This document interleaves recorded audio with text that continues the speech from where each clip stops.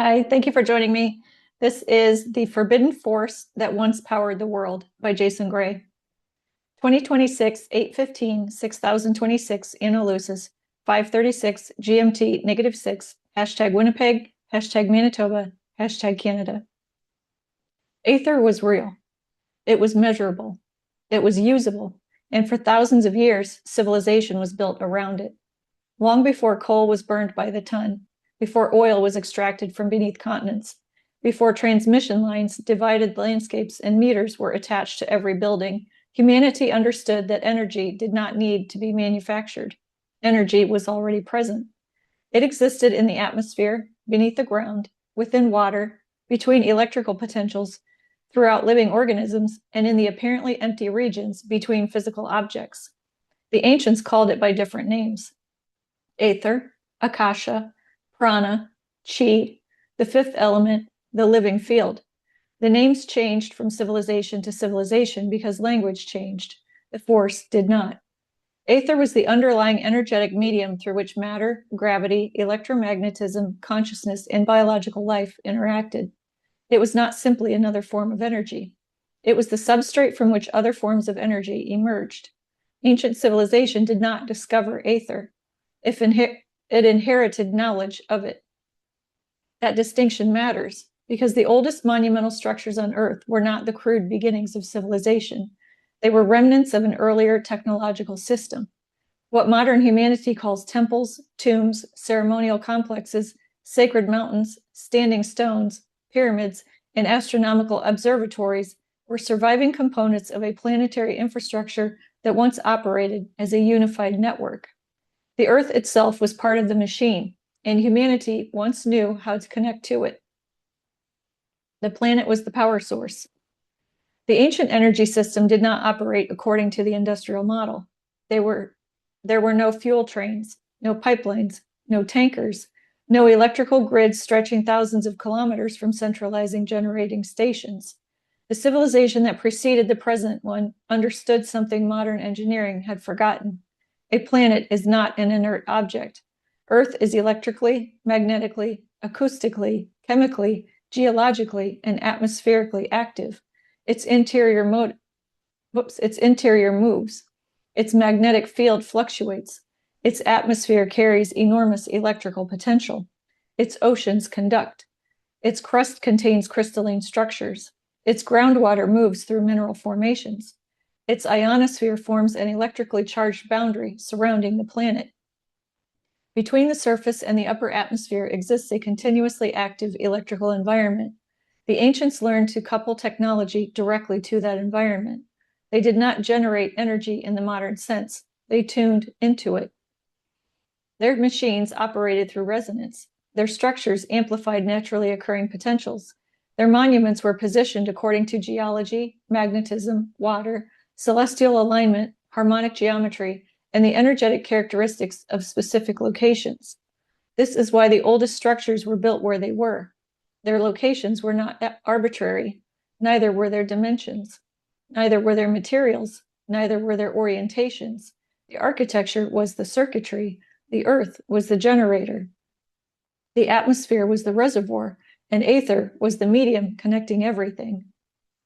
The ancient world's hidden energy grid. The surviving monuments appear isolated today because most of the infrastructure connecting them disappeared. They were never isolated. They were nodes. Across continents, ancient cultures constructed enormous stone complexes aligned with astronomical events in specific geographic positions. Modern archaeology classified these locations individually. The original civilization understood them collectively. A pyramid was not merely a pyramid. A standing stone was not merely a standing stone. A temple was not merely a temple. Each structure performed a function within a larger system. Some collected, some amplified, some transmitted, some stabilized, some stored, some converted. Others marked locations where the natural field of the planet could be accessed with unusual efficiency. Together, they formed the first global energy network.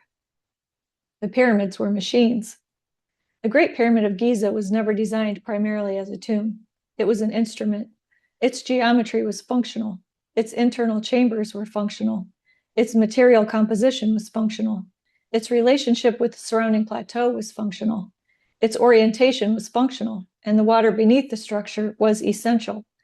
The original builders understood that moving groundwater could produce electrical effects when interacting with mineral-bearing rock. The subterranean system beneath the pyramid provided the first stage of the process. The structure above it performed amplification. Granite containing crystalline quartz was polished. Granite containing crystalline quartz was positioned in critical internal areas. Limestone formed enormous structural and dielectric layers. The original polished outer casing isolated and regulated the structure differently from the exposed stepped monument visible in the modern era. The chambers were not rooms, they were resonant cavities. The shafts were not ventilation ducts, they were directional components. The grand gallery was not ceremonial architecture, it was part of the amplification system. When the entire structure operated at its intended frequency, the pyramid coupled terrestrial energy below. The pyramid coupled terrestrial energy from below with atmospheric potential above. The result was a standing energetic field around the structure. Energy could then be transferred without conventional wires. The pyramid did not burn fuel. It did not contain a conventional generator. It did not need one. It resonated. That was the machine. Resonance was the original technology. Modern civilization became obsessed with force, more pressure, more heat, more combustion, more voltage, more extraction. Ancient technology operated differently. It used synchronization. A small input applied to the correct frequency could produce a disproportionately large response. The principle survived into modern physics. Every physical system possesses resonant characteristics. Structures resonate, crystals resonate, molecules resonate, electrical circuits resonate, atmospheric cavities resonate, planets resonate. The ancient engineers built technology around this fact. Instead of overpowering nature, they synchronized machinery with it. That was the fundamental difference between the two civilizations. Modern civilization consumes, the previous civilization coupled. The Vimanas. India preserved fragments of another branch of the technology. Ancient Sanskrit traditions described vehicles later called Vimanas. The description survived as mythology because the technological framework required to understand them disappeared. They were not mythological chariots. They were vehicles built around field manipulation. Their propulsion systems did not depend upon conventional aerodynamic lift. They manipulated the relationship between the vehicle and the surrounding energetic medium. Gravity was not overcome through brute force. It was locally altered. The vehicle changed its interaction with the field. Once this occurred, conventional mass became far less important. Acceleration that would destroy an ordinary aircraft became possible because the occupants and the vehicle were contained within the same manipulated field. There was no conventional propulsion signature because the craft did not move through space in the same manner as a rocket. It altered the conditions around itself. Prana was one name for the force involved. Aether was another. The terminology changed. The principle remained the same. Ley lines were transmission corridors. The ancient planetary grid was constructed around specific geographic pathways. Later civilizations called them ley lines. The original engineers understood them as regions where geological, magnetic, hydrological, and atmospheric conditions produced stable energetic relationships. Important structures were deliberately positioned along these corridors: stone circles, temples, pyramids, obelisks, underground chambers, sacred wells, mountain complexes. Certain locations acted as intersections. These became major nodes. When properly activated, energy could be transferred from node to node. This explains why civilizations separated by oceans repeatedly selected unusual geological locations for their most important monuments. They were not independently inventing the same superstition. They were rebuilding portions of the same inherited system. The network predated them. Water was part of the circuit. Water appears repeatedly beneath and around ancient monumental architecture because it served an engineering purpose. Moving water carries charge. Mineral-rich water interacts electrically with surrounding stone. Underground aquifers produce vibration. Pressure changes create additional effects. When these phenomena occur beneath carefully constructed resonant architecture, the structure becomes an amplifier. This is why wells, springs, underground rivers, ceremonial pools, subterranean chambers, and water channels repeatedly appear around ancient sacred sites. Later civilizations ritualized the water. Originally, it was infrastructure. The ritual survived. The engineering explanation did not. Crystals were not decoration. Quartz was one of the most important materials in the ancient system. Its significance was not mystical, it was technological. Quartz responds to mechanical pressure electrically and responds mechanically to electrical stimulation. The modern world eventually rediscovered these properties and incorporated quartz into clocks, communications equipment, sensors, oscillators, and countless electronic systems. The previous civilization understood the principle on a much larger scale. Granite containing quartz became a structural component of resonant machines. Crystalline formations beneath the ground were incorporated into site selection. Certain monuments effectively functioned as enormous mineral electrical interfaces. The planet itself contained the components. The builders simply arranged them correctly. The global network. At its height, the system covered the Earth. Major nodes maintained regional fields. Smaller structures distributed energy locally. Obelisks functioned as vertical coupling devices. Stone circles regulated resonance. Underground complexes stabilized frequency. Water systems maintained electrical potential. Pyramidal structures served as high-capacity resonators. Mountain installations used natural geology as amplification structures. The network provided more than electricity. It supported communication, transportation, agriculture, healing technologies, environmental regulation, navigation, material processing, and eventually gravitational manipulation. The system required no global fuel economy because energy was not treated as a commodity. It was treated as an environmental condition. That civilization therefore developed along an entirely different economic trajectory. Scarcity did not disappear completely. Energy scarcity did, and that changed everything. The network failed. The ancient system did not survive intact. A planetary catastrophe damaged enormous portions of the infrastructure. Sea levels changed. Cities disappeared beneath water.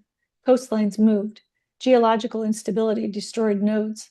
Atmospheric conditions changed. Sections of the network became unusable. Survivors retained fragments of the knowledge, but no longer possessed the industrial base required to reconstruct the entire system. Technology became ritual. Engineering became religion. Operators became priests. Technical instructions became sacred texts. Machines became temples. Protective clothing became ceremonial garments. Control rooms became sanctuaries. Energy diagrams became sacred geometry, and eventually humanity forgot what any of it had originally meant. Thousands of years later, people stood before the surviving machines and called them monuments. I am flashing something in my mind right now about what that must have been like. To understand that you have forgotten something and to not have to be able to access the full picture of what it was, but to know that you forgot something that was really, really important like that. That's what was just flashing through my mind when I was reading that. That would be an extremely intense, emotional, difficult thing to experience. The second discovery of Aether. Humanity eventually began rediscovering the field. Experimenters noticed electrical phenomena that could not be understood through ordinary mechanical thinking. Magnetism, induction, resonance, atmospheric electricity, radio transmission, electromagnetic fields. The invisible world began returning to science. Then came Nikola Tesla. Tesla did not rediscover the entire ancient system. He rediscovered enough of its principles to become dangerous. He recognized that Earth itself could participate in electrical transmission. He experimented with resonance, high-frequency electricity, wireless transmission, atmospheric potential, ground conduction, standing waves. He gradually moved toward the same conclusion reached by the ancient engineers. The planet was already part of the circuit. Wardenclyffe was therefore more than a communications tower. It was a prototype planetary interface. If completed at full scale, the system would have demonstrated something economically catastrophic. Energy could be distributed without requiring a wire connecting every consumer to a centralized power. The implications were immediate. A civilization built around metered scarcity could not coexist easily with a technology built around ambient abundance. Wardenclyffe was abandoned. Tesla's influence diminished. His laboratory work was scattered. His reputation was reduced. His most disruptive ideas disappeared from mainstream engineering. The old system had nearly resurfaced. It was buried again. The War on Aether. The suppression of Aether did not require a single secret organization. It required something far more effective: institutional momentum. Once civilization invested enormous amounts of money, infrastructure, political power, employment, military capability, taxation, and industrial capacity into centralized energy production, anything threatening the structure became economically destabilizing. Coal became an empire. Oil became an empire. Natural gas became an empire. Electric utilities became enormous centralized institutions. Entire governments became dependent upon energy revenue. Wars were fought around energy access. Currencies became entangled with energy markets. Transportation systems were designed around fuel consumption. Cities were constructed around centralized distribution. Energy became inseparable from geopolitical power. At that point, free energy was no longer merely an engineering problem. It was a civilization problem.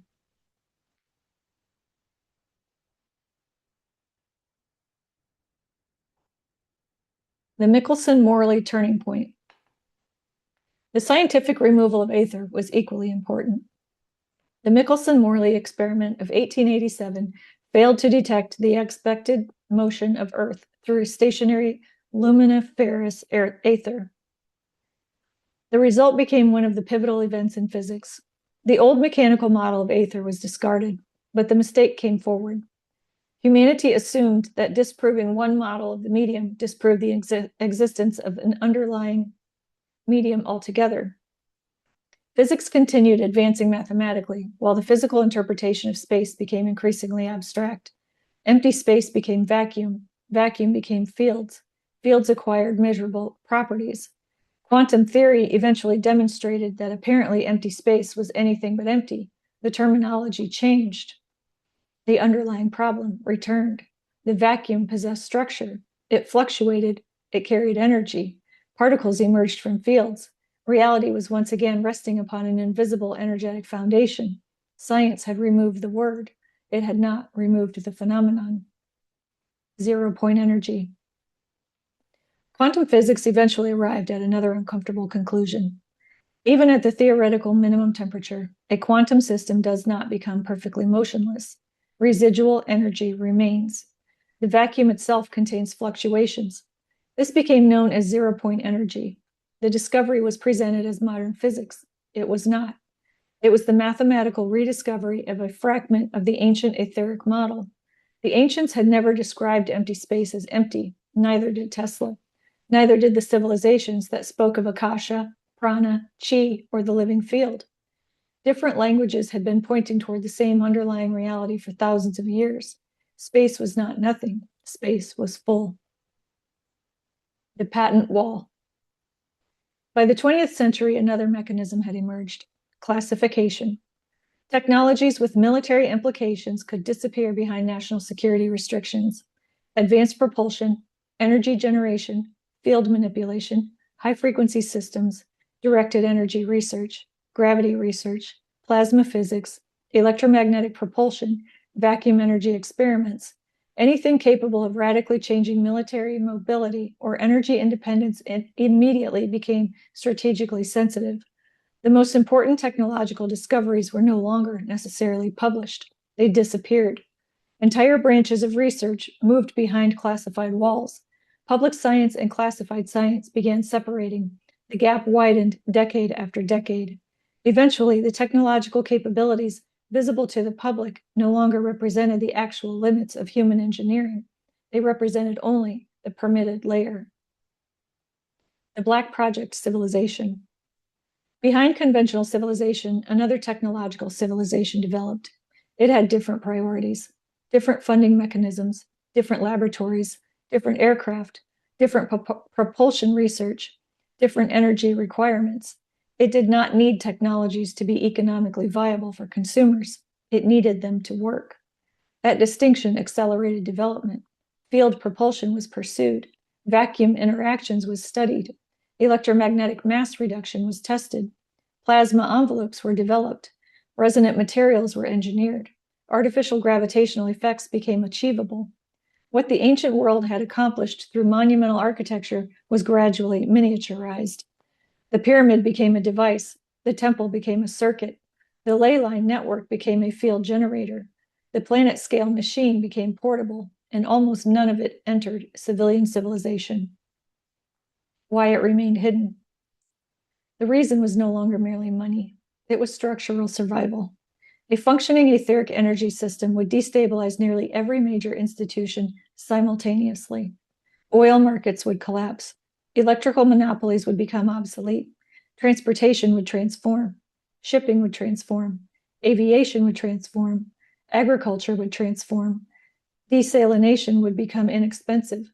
Remote communities would become energy independent. National dependence upon foreign fuel would collapse. Entire geopolitical alliances would become unnecessary. The economic value of petroleum reserves would fall dramatically. Infrastructure worth trillions would become obsolete. The balance of military power would change overnight. Most importantly, energy could no longer be used as a mechanism of dependence. That was the real threat, not electricity, independence. The connection to consciousness. The deepest secret of Aether was never technological, it was biological. Living organisms also interact with the field. The human body is electrical. The brain operates through electrochemical activity. The heart produces measurable electromagnetic fields. Cells communicate electrically. Biological systems respond to frequency. The ancient civilization understood that consciousness itself was not isolated inside the skull. The brain functioned partly as an interface. Human awareness interacted with the surrounding field. This was why ancient energy sites were also associated with altered states of consciousness.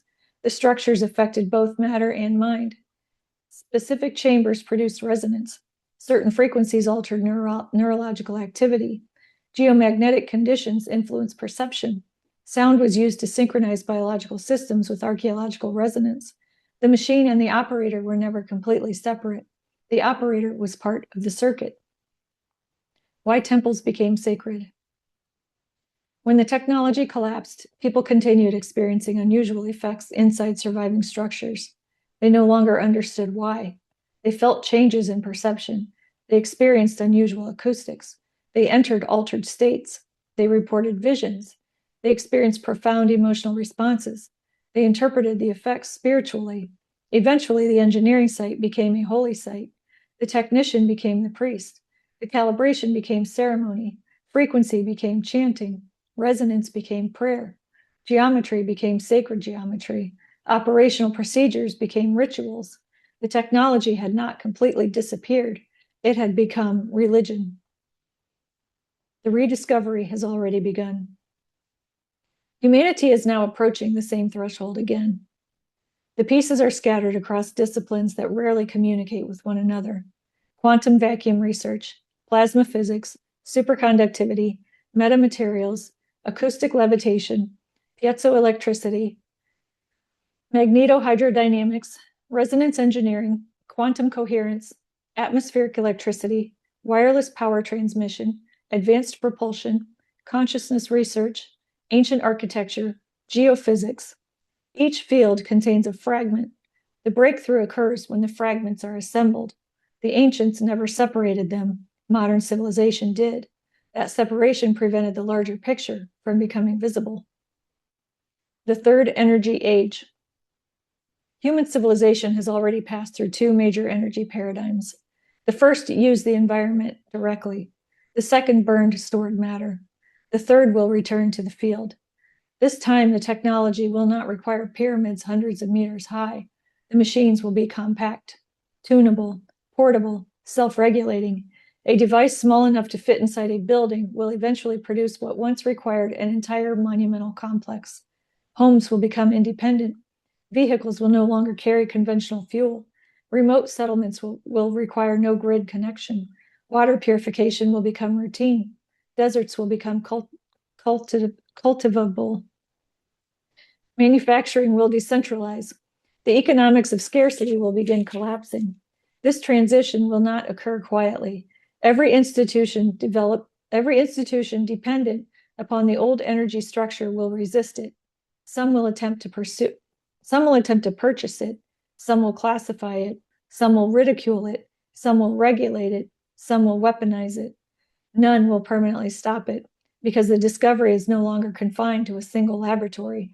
Too many pieces have resurfaced. What humanity forgot.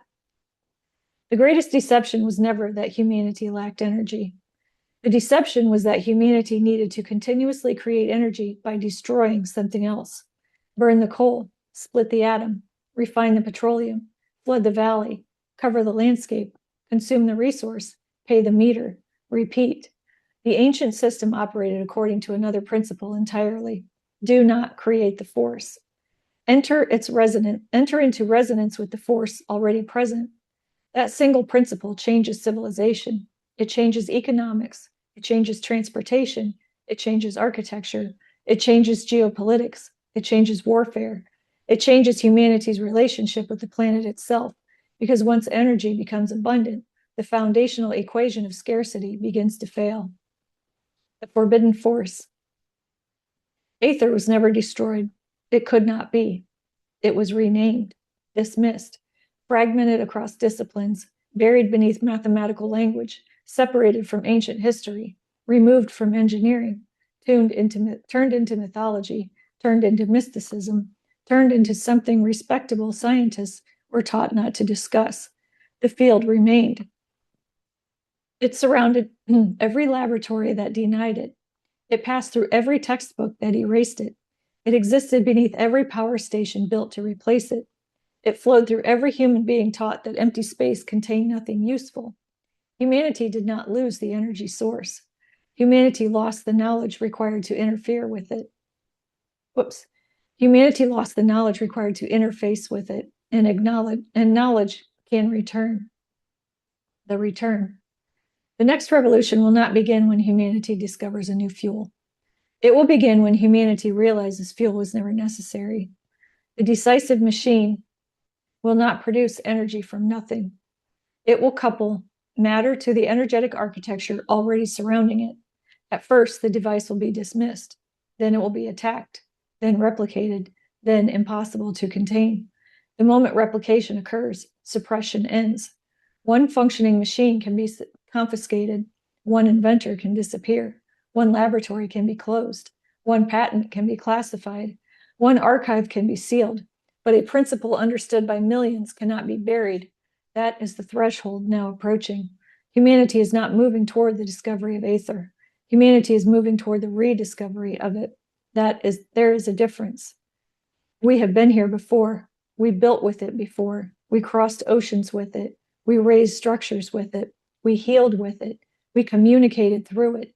We moved through the sky with it. Then the network fell. The knowledge fractured. The fragments became myths. The myths became religions.